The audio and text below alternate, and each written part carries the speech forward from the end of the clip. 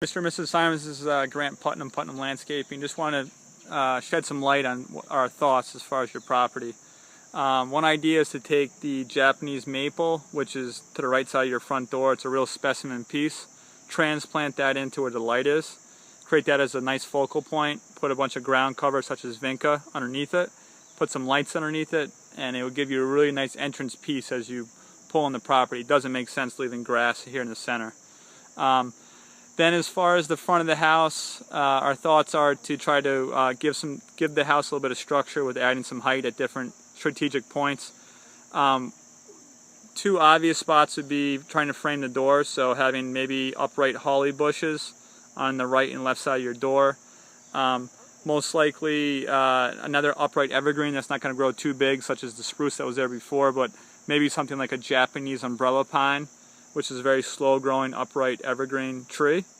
And then off the far right corner, something that gives you all season interest, deciduous trees such as a paperbark maple, which has exfoliating bark, really pretty.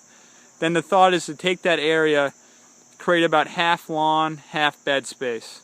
Have a nice sweeping, curving bed with some boxwoods for structure mixed with some longer blooming periods, maybe some perennials.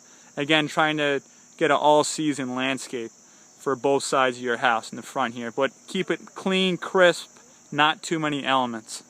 Okay, and then as far as lighting, I think you should really consider lighting up the key elements as far as trees in front of your house as well as your walkway. That could look really nice.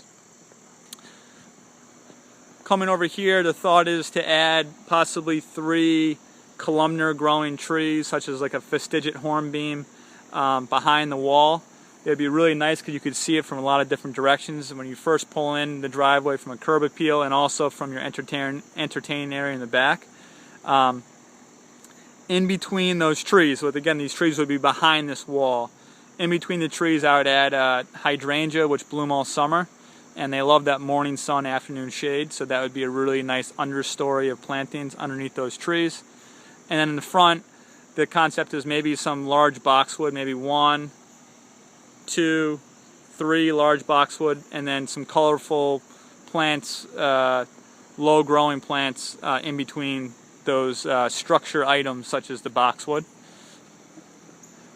Going into the backyard, obviously replace this, rip out the concrete walkway that's here and install a walkway that's going to match your materials to the patio that you decide to go with, but curve this walkway. So have it curve out further from the house so you have enough room to put some plants in.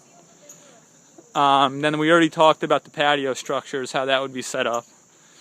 This little nook right here where there's just a dwarf Alberta spruce, that nook I think you should leave as a planted area, but maybe something that grows much lower so it's not going to block the view out to the pool.